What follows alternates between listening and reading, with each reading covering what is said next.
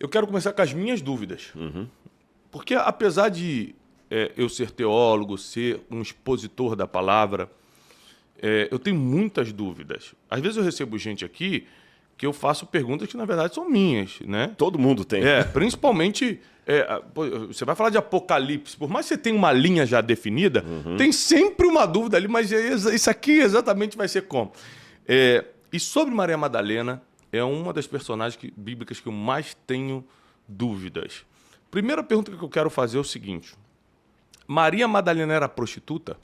Não, isso foi uma criação papal a partir de uma homilia medieval e justamente para tirar um pouco o foco de Maria que ela estava tendo para inibir qualquer presença feminina em cargo de destaque no cristianismo.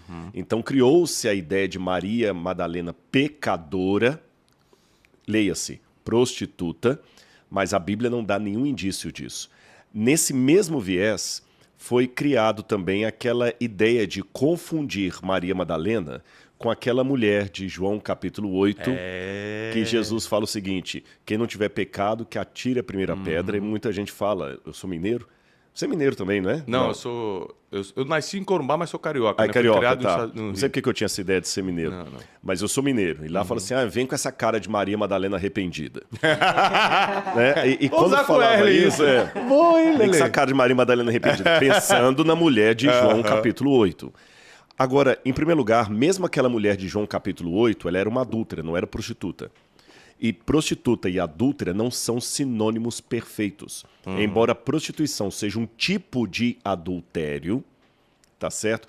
Você pode adulterar sem ser prostituta. Exatamente. Lógico. Então, quer dizer, e naquele caso específico ali, só para dar um briefing dessa parte de João, aquela mulher ali estava com o marido entre os acusadores. E como é que eu sei disso, Rodrigo? Porque pela legislação judaica vigente, só poderia ser acusada de adultério uma mulher que tivesse o marido acusando-a. Sabe aquela situação jurídica que sem corpo não há crime? Claro. Se não há o marido para acusar a mulher de adúltera, não tem como materializar. Não tem juízo. Então, pelos critérios da época, eu tenho que entender que o marido dela estava junto ali, ou seja, o próprio marido forjou ou criou uma situação para poder atacar Jesus. É impressionante isso, pessoal. É lógico que você sempre começa pela Bíblia.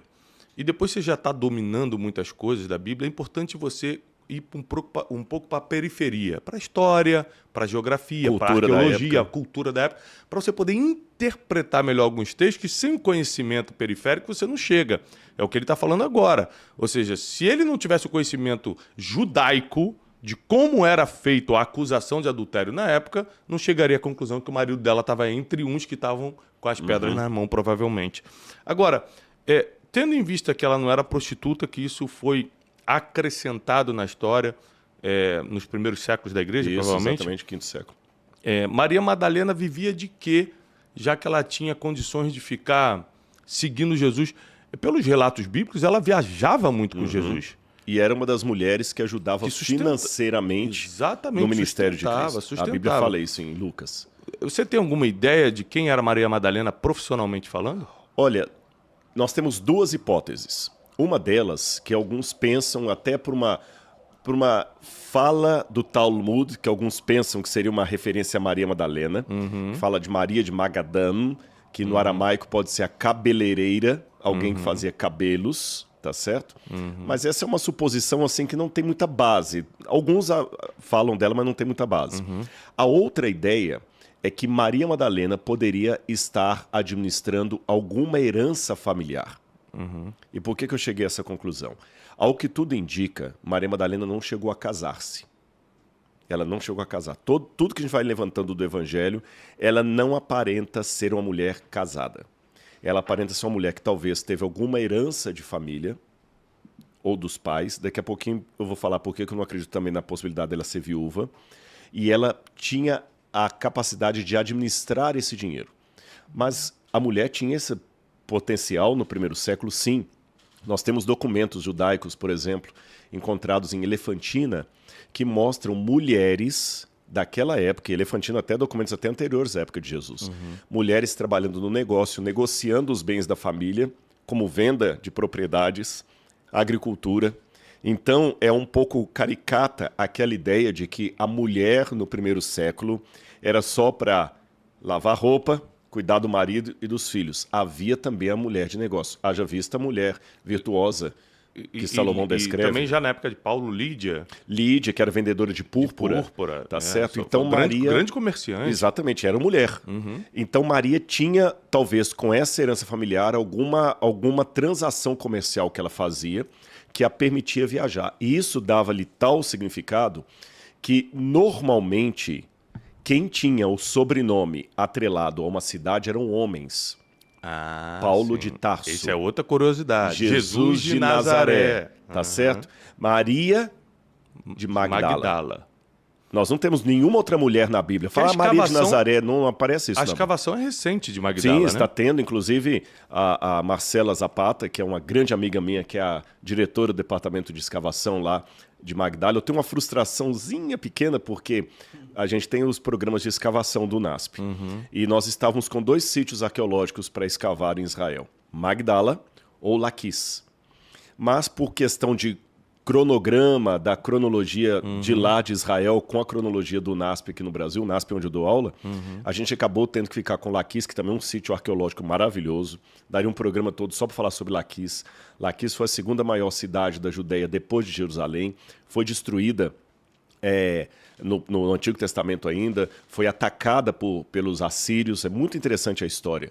Os profetas estiveram ali, os reis de Israel, mas não escavamos então Magdala. Mas a Marcela, a gente está trazendo ela no Brasil esse ano, nós vamos ter um congresso de arqueologia, a Marcela é uma das nossas convidadas, e estão escavando ali, encontraram uma sinagoga do primeiro século, e agora, no ano retrasado, encontraram a segunda sinagoga também do primeiro século na cidade. Então eu já sei que Magdala tinha 2 sinagogas. E a chance de Jesus ter pregado nessas sinagogas é de 99%. Numa delas, inclusive, encontraram o púlpito. Eu sei que você já foi várias vezes a Israel, você já deve ter visto esse púlpito lá, uma pedra. Lógico que ali está a réplica, o original está dentro do hotel ali. E aquele é o púlpito que me emociona, que eu fico pensando assim, existe uma possibilidade enorme, 90% pelo menos, de Jesus ter usado esse púlpito para pregar nessa cidade. É porque, para quem não tem uma geografia bíblica na mente ainda, na cabeça, Magdala fica à beira do Mar da Galileia, muito próximo de todas as regiões que Jesus passou, Cafarnaum e etc. Era a primeira cidade que alcançava quando você vinha de Nazaré. Quando você está ali... Descendo de Nazaré para Galileia... O primeiro lugar ali.